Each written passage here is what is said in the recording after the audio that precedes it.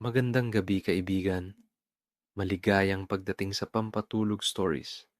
Bago tayo magsimula, shoutout sa ating mga listener, kabilang sina Christian Mabanag from Bohol, Maria Flor Blanake from Cebu, at sa iba pang sumusubaybay sa ating mga kwento. Maraming salamat sa inyong suporta. Bago ka matulog ngayong gabi, huminga ka muna ng malalim, dahan-dahan, walang pagmamadali. Hayaan mong bumagal ang mundo habang ikaw unti-unting nagpapahinga sa isang tahimik na baryo kung saan ang hangin ay marahang dumadampi sa mga dahon at ang gabi ay tila may sariling kwento. May isang lumang bahay sa dulo ng daan, isang bahay na matagal nang pinag-uusapan pero walang gustong lapitan. Sabi nila, walang nakatira doon. Pero may mga gabi na may ilaw, may mga sandali na may naririnig na yabag, at may mga pagkakataon na parang may naghihintay. Ngayong gabi, sasamahan kita sa isang kwento na hindi kailangang katakutan, kundi unti-unting unawain.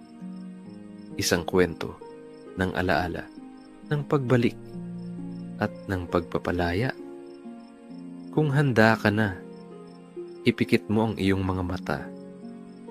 Hayaan mong gabayan ka ng kwento.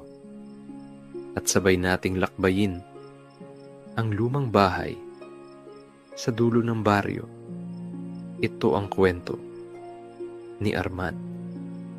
At baka habang nakikinig ka, may bahagi rin ng kwentong ito na para sa'yo. Tahimik ang baryo. Marahang humihip ang hangin, at sa dulo ng makitid na daan, naroon ang bahay, isang bahay na matagal nang nakatayo, ngunit tila matagal na ring iniwan. Oh, ganun nga ba? Sa umaga, normal ang lahat. May mga batang naglalaro sa kalsada. May mga manok na tila mas maingay pa sa mga tao. At may mga kapitbahay na mas updated pa sa balita kaysa sa radyo. At isa sa kanila, si Arman.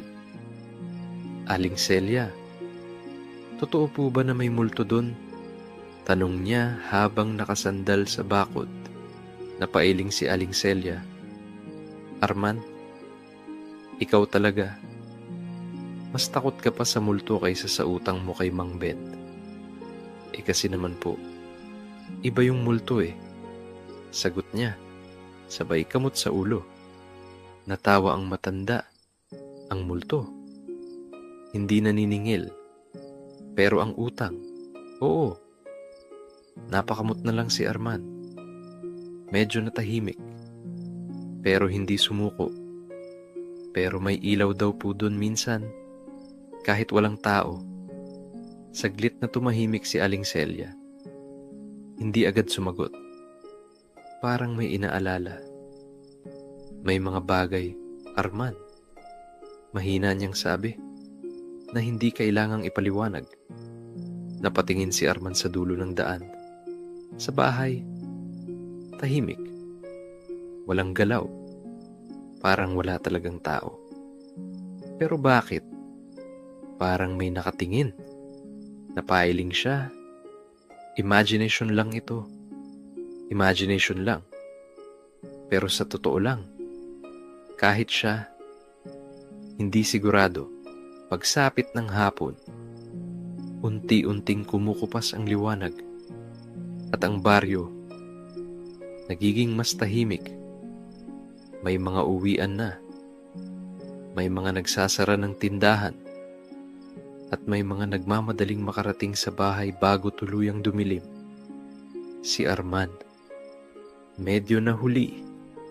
Grabe. Kung kailan madilim saka ako ginutom. Bulong niya habang naglalakad. Hawak niya ang isang maliit na supot, tinapay, at konting ulam. Habang naglalakad siya, unti-unti niyang nararamdaman ang kakaibang katahimikan. Yung tipong kahit ang sarili mong hakbang, parang masyadong malakas. Tok, tok, tok. Napahinto siya. Ha? May sumunod ba sa akin? Lumingon siya. Wala. Sapatos ko lang pala. Napabuntong hininga siya. Sabi ko na nga ba, wag na akong manood ng nakakatakot. Pero habang papalapit siya sa dulo ng baryo, unti-unti, nagiging mas mabigat ang pakiramdam. Parang may hangin na hindi naman gumagalaw. Parang may presensya na hindi naman nakikita. At doon niya muling nakita ang bahay. Mas malapit na ngayon. Mas malinaw. Mas tahimik. At mas kakaiba. Huminto siya. Hindi niya alam kung bakit. Pero hindi siya makagalaw. Parang may humihila sa kanya. Na tumingin. Na manatili. Wala namang tao dyan. Bulong niya. Pero sa pagkakataong iyon, may napansin siya. Isang mahinang liwanag. Sa loob ng bahay. Napakunot ang noo niya. Ha? May ilaw? Kumislap iyon. Parang kandila. Mahina, pero malinaw. Napaatras siya ng konti. Hindi pwede ito. Pero hindi rin siya makaalis. Kakaiba ang pakiramdam. Hindi siya natatakot. Pero hindi rin siya komportable. Parang may gustong ipakita. Parang may gustong sabihin.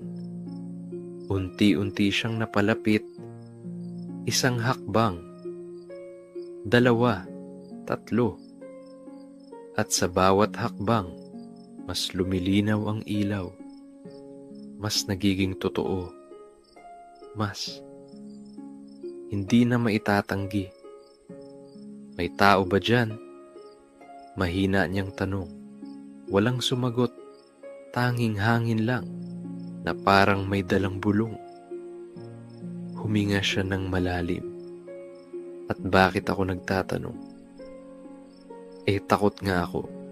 Napakamot siya. Medyo napangiti. Kainis. Sarili ko lang din kaaway ko. Pero sa kabila ng kaba, may isang bagay na mas malakas. Kuryosidad. At doon, sa harap ng bahay, sa ilalim ng papalubog na araw, sa gitna ng katahimikan, unang beses niyang naramdaman na baka hindi lang kwento ang lahat. At sa loob ng bahay, ang ilaw patuloy na kumikislap, parang naghihintay, parang tumatawag kay Arman. At sa gabing iyon, hindi na siya mapalagay dahil ang tanong, hindi na kung may tao sa loob, kundi kung bakit. Parang kilala siya ng bahay. Mahina ang ilaw. Parang kandilang kumikislap. At ang pinto, bahagyang nakabukas. Kinabukasan, maaga pa lang, gising na si Arman. Hindi dahil masipag siya, kundi dahil hindi siya nakatulog. Grabe. Bakit ba kasi ako tumingin pa doon? Bulong niya habang nakahiga. Pumikit siya. Pero ang nakikita niya, yung ilaw, yung bahay, yung pakiramdam, na parang may nakatingin. Hindi ako pupunta doon. Mahina niyang sabi. Tumigil sandali. Mamaya, napabuntong hininga siya.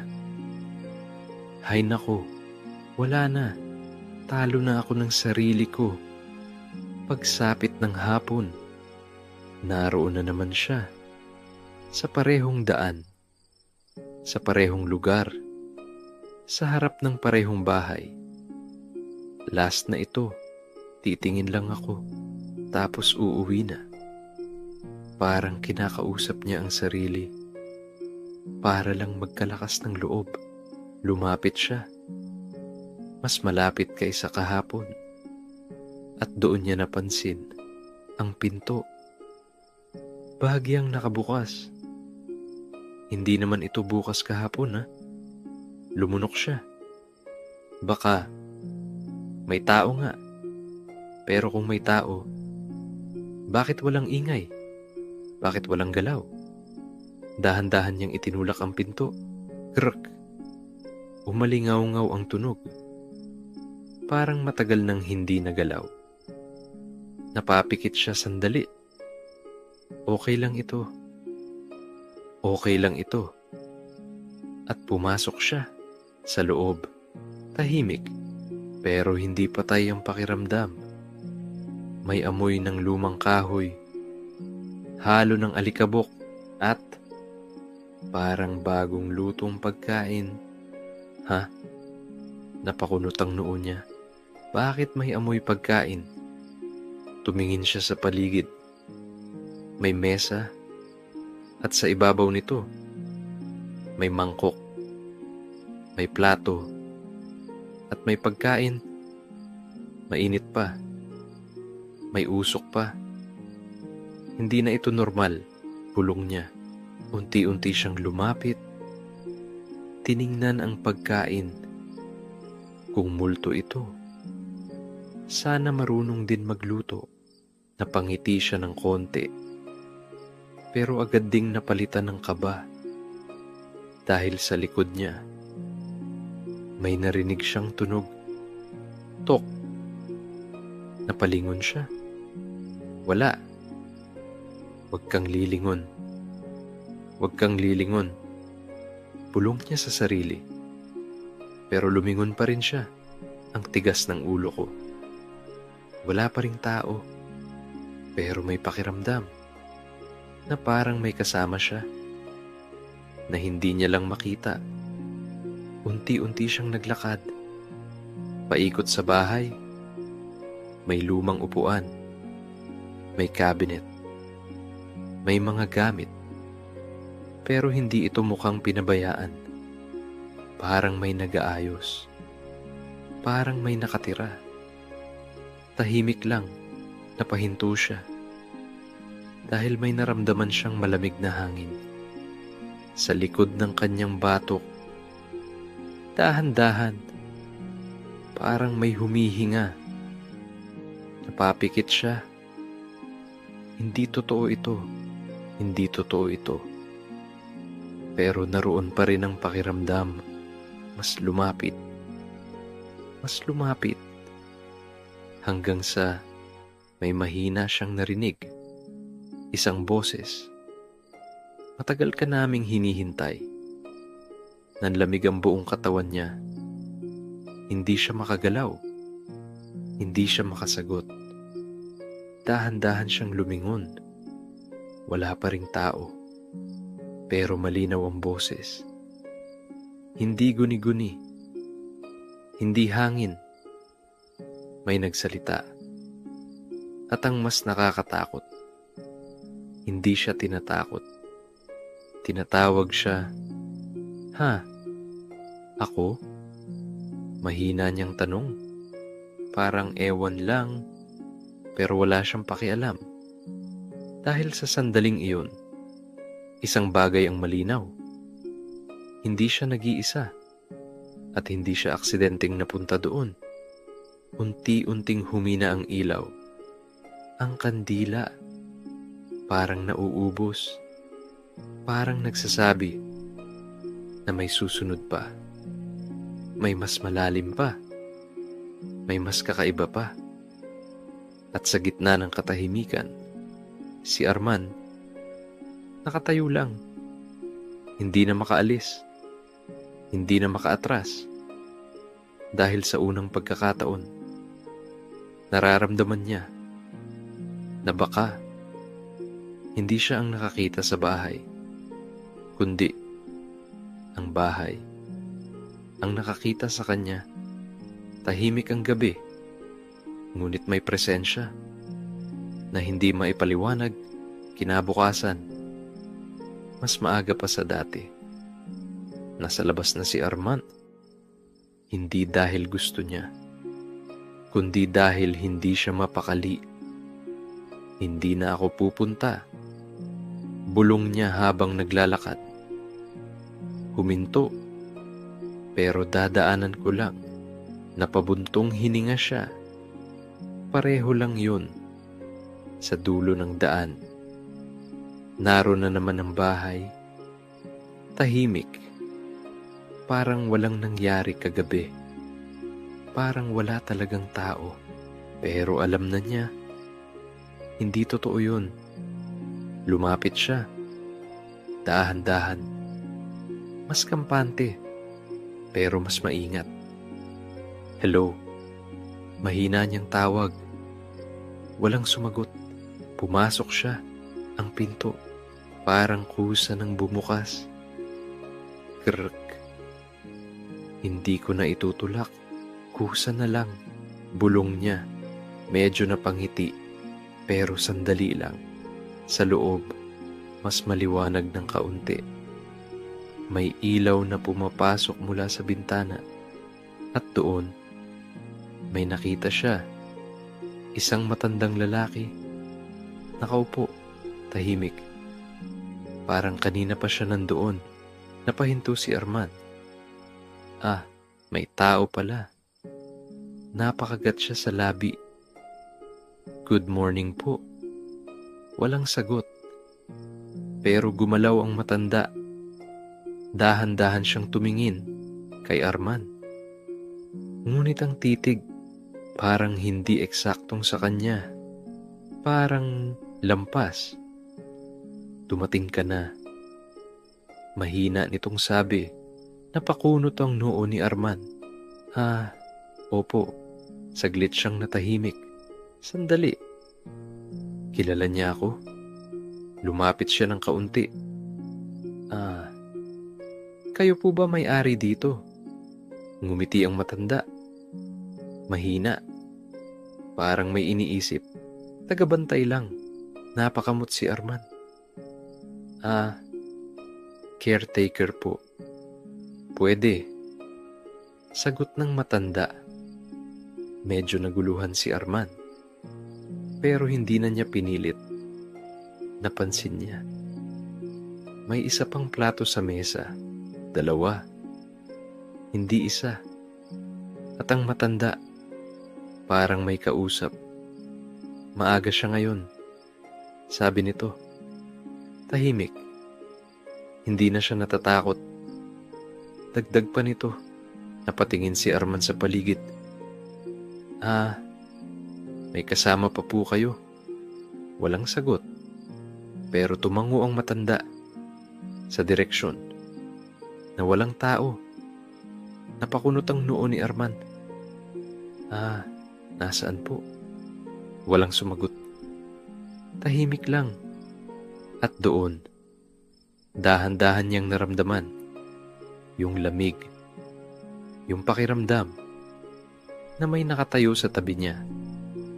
Dahan-dahan siyang umurong. Okay, hindi ako handa dito. Pero hindi siya makaalis. Parang may pumipigil. Hindi pisikal, pero sapat para manatili siya. Hindi lahat ng nandito. Biglang sabi ng matanda. Nakikita. Napatingin si Armand. Diretso sa kanya.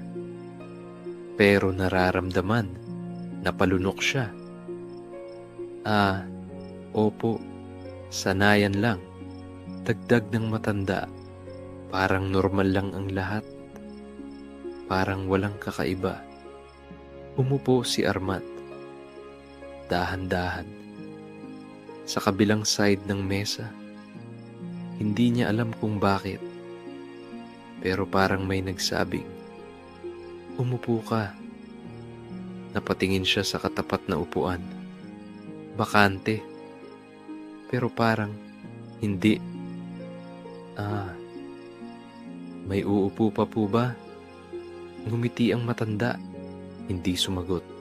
Lumipas ang ilang sandali. Tahimik lang sila. Paminsan-minsan, may maririnig si Arman. Mahinang tunog. Parang yabag. Parang upuan na gumagalaw. Parang may naglalakad. Pero walang tao. Okay. Bulong niya sa sarili. Hindi ako tatakbo. Huminga siya ng malalim. Hindi ako tatakbo. Lumipas ang ilang segundo. Konti lang. Napangiti siya ng pilit. Tumayo ang matanda. Naglakad papunta sa kusina.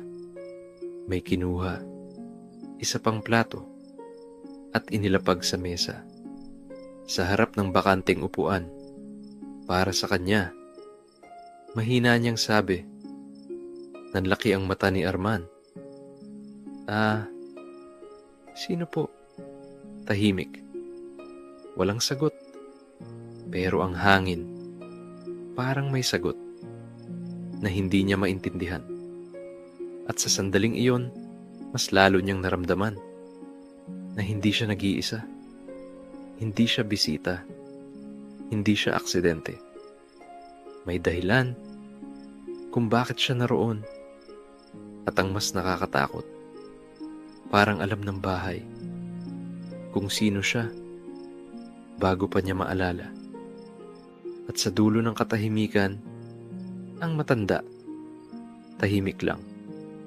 Ngunit ang bahay, parang unti-unting nagigising, dahan-dahang lumalalim ang gabi. At ang katahimikan, may dalang kwento. Lumipas ang mga araw. At si Arman, bumabalik. Paulit-ulit. Hindi dahil gusto niya, kundi dahil parang may humihila. Last na talaga ito, bulong niya. Sa ikalimang beses, pareho pa rin ang sinasabi. Pareho pa ring hindi totoo. Sa loob ng bahay, mas pamilyar na ang pakiramdam. Hindi na siya nanginginig. Mas konti na ang kaba. Mas marami na ang tanong. Isang hapon, tahimik. Walang masyadong hangin. At ang liwanag, malambot. Parang yakap. Naglalakad si Arman sa loob. Dahan-dahan, tinitingnan ang mga pader. At doon, may napansin siya. Mga larawan, lumang mga litrato. May pamilya, may mga bata, may mga ngiti. Pamilya ni Mang Berting siguro. Lumapit siya, isa-isang tiningnan. May batang lalaki, may matandang babae, may lalaking mukhang seryoso, at may isang larawan. Nakakaiba. Napahinto siya. Napakunot ang noo. Lumapit pa siya. Mas malapit. Mas malinaw. Ang batang nasa larawan. Parang siya. Hindi pwede. Napailing siya. Hindi ako yun. Pero habang nakatingin siya, mas lalo itong nagiging malinaw. Parehong mata, parehong ngiti, parehong itsura. Nanlamig ang pakiramdam niya. Napaatras siya, pero hindi siya makaalis. Sa likod niya, may narinig siyang mahina. Tawa, mahina, parang bata. Napapikit siya. Hindi ako lilingon. Tahimik. Hindi ako lilingon. Lumipas ang ilang segundo. Sandali lang. Lumingon siya. Wala. Pero ang pakiramdam, Mas malinaw na ngayon. May mga kasama siya. Hindi isa, hindi dalawa. Marami. Nasaan kayo? Mahina niyang tanong. Walang sagot, pero ang hangin parang may galaw. Parang may dumaan. Sa tabi niya, sa likod niya, sa harap niya. Hindi ako natatakot, bulong niya. Saglit. Medyo lang. Napangiti siya ng kaunti. Pero agad ding nawala. Dahan-dahan siyang bumalik sa larawan. Tinitigan ito. Mas matagal. Mas tahimik. At doon niya napansin ang pangalan sa ibaba ng frame. Halos kupas na. Pero mababasa pa. Arman. Nanlaki ang mata niya. Napahawak sa dingding. Hindi pwede. Hindi ako galing dito. Hindi ako. Tumigil siya. Dahil may biglang pumasok sa isip niya. Isang alaala. Hindi malinaw. Pero sapat. Isang bata. Tumatakbo. Sa loob ng bahay. May tumatawag. May humihingi ng tulong. At may katahimikan. Na sumunod. Napahawak siya sa ulo. Sakit. Dahan-dahan siyang umupo. Sa sahig. Humihinga ng mabigat. Sa likod niya.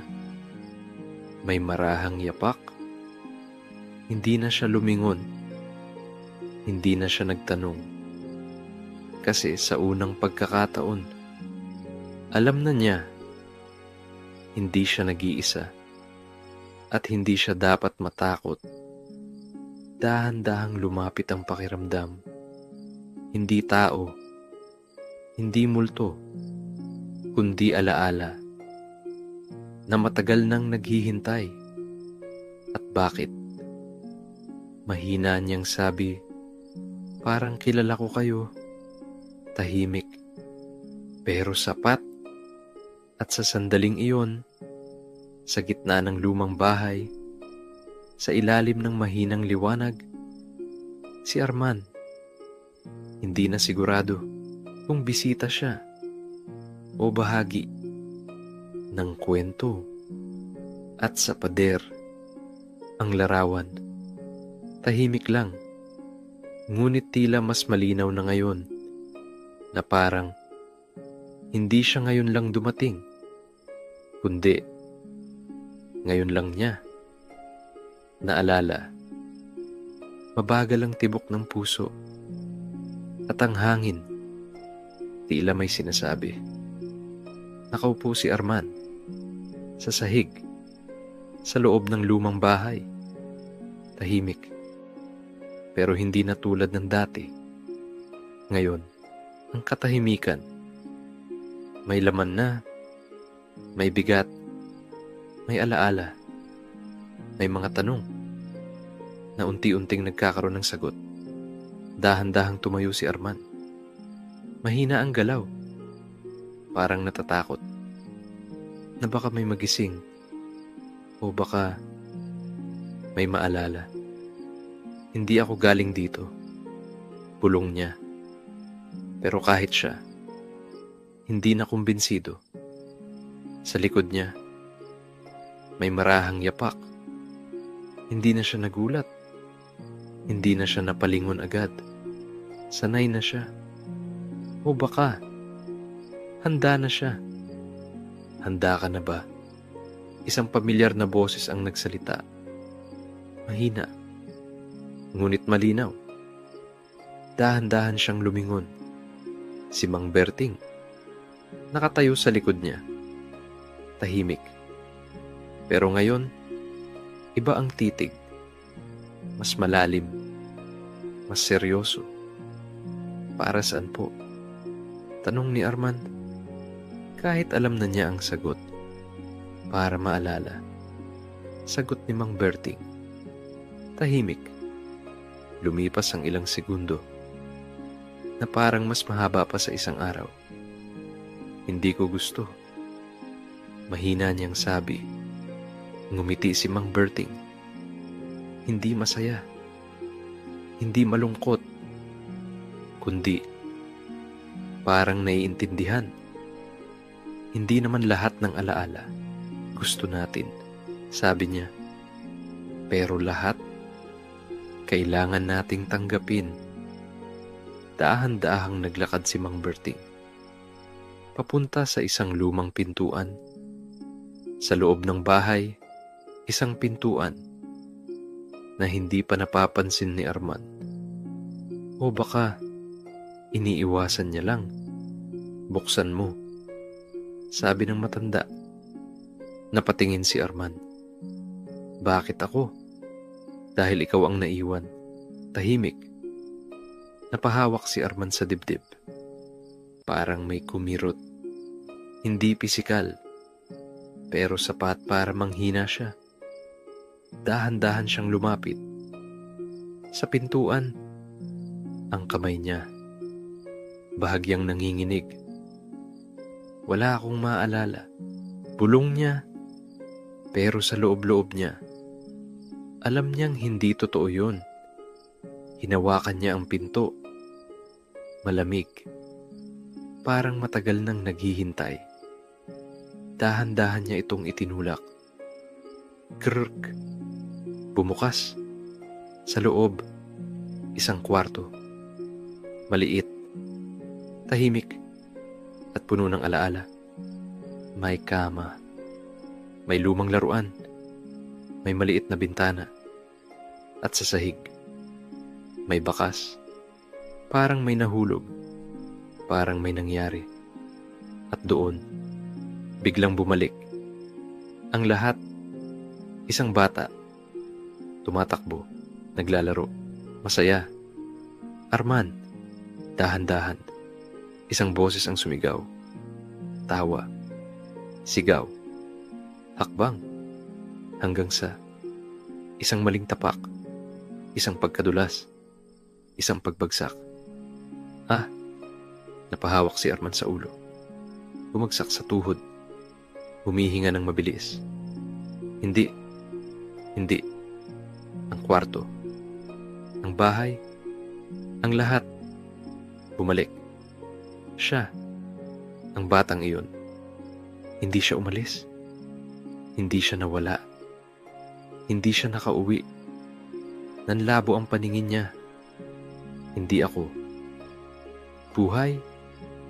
Tahimik. Walang sumagot. Pero malinaw na ngayon. Dahan-dahang lumapit si Mang Berting.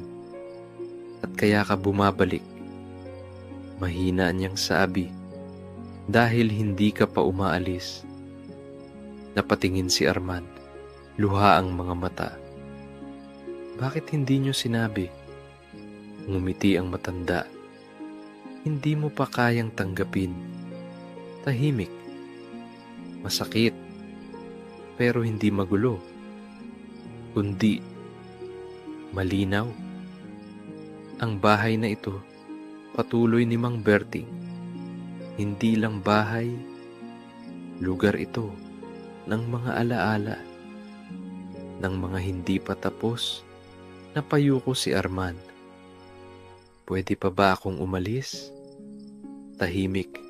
Saglit. Tapusin mo muna. Sagot ng matanda. At sa sandaling iyon, naunawaan ni Arman na ang kinatatakutan niya ay hindi multo, kundi ang katotohanan na matagal na niyang iniiwasan. Tahimik ang lahat. Parang huminto ang oras. At ang alaala, unti-unting bumabalik. Nakatayo si Arman sa loob ng kwarto, kung saan nagsimula ang lahat, kung saan natapos ang lahat. Hindi na siya nanginginig. Hindi na siya nagtatago. Sa unang pagkakataon, tahimik ang puso niya. Ganito pala Mahina niyang sabi, parang kinakausap ang sarili. O baka ang nakaraan. Lumapit siya sa bintana, tumingin sa labas. Ang baryo, pareho pa rin, tahimik, simple, parang walang nangyari. Ang tagal ko palang nandito, bulong niya. Sa likod niya, naroon si Mang Berting, tahimik. Hindi na kailangang magsalita. Bakit kayo nandito? Tanong ni Arman. Dahan-dahan, tagabantay. Sagot niya, ng mga alaala na hindi pa handang mawala. Napangiti si Arman. Ngayon, naiintindihan na niya. Hindi pala ako natatakot sa bahay. Sabi niya, natatakot lang ako maalala. Tahimik. Pero tama. Unti-unti siyang naglakad. Palabas ng kwarto. Palabas ng bahay. Dahan-dahan. Walang pagmamadali. Sa bawat hakbang, mas gumagaan ang pakiramdam. Mas nagiging malinaw. Mas nagiging payapa. Sa sala, nakita niya muli ang mesa, ang mga plato. Ngayon, isa na lang. Napangiti siya, hindi na kailangan ng dalawa. Sa pintuan, huminto siya, tumingin sa likod. Sa loob ng bahay, tahimik. Pero hindi na malamig, hindi na kakaiba, kundi mapayapa at salamat. Mahina niyang sabi. Hindi niya alam kung kanino, pero alam niyang may nakarinig. Dahan-dahan siyang lumabas. Sa bahay, sa dulo ng baryo, sa alaala. At habang papalayo siya, ang bahay, unti-unting nawawala sa paningin. Hindi dahil nawala ito, kundi dahil hindi na niya kailangang bumalik. Sa loob, si Mang Berting, tahimik lang, ngumiti, at dahan-dahang naupo. At sa isang sulok, may bagong larawan, isang batang nakangiti, tahimik, at payapa. Unti-unting humina ang hangin. Tahimik ang lumang bahay. Ngunit hindi na ito nakakatakot. Dahil minsan, ang mga bagay na kinatatakutan natin ay mga alaala lang na gustong maalala. At sa dulo ng baryo, may isang bahay na hindi iniwan, hindi nakalimutan, kundi naghintay hanggang sa may bumalik para tuluyang magpaalam. Unti-unting humina ang hangin at ang gabi ay mas naging tahimik. Ang kwento ni Arman ay dahan-dahang nagtatapos, ngunit ang kanyang pag-unawa ay nagsisimula pa lamang. Minsan, hindi natin kailangang takasan ng nakaraan. Kailangan lang natin itong balikan sa tamang panahon at tanggapin ng may kapayapaan. Habang ikaw ay nakahiga ngayon at unti-unting dinadala ng antok, hayaan mong mawala ang bigat ng mga bagay na matagal mo nang dala. Dahil tulad ni Arman, maaring may mga alaala rin na hindi mo kailangang katakutan, kundi unawain at palayain. Kung narating mo ang bahaging ito, maraming salamat sa pakikinig.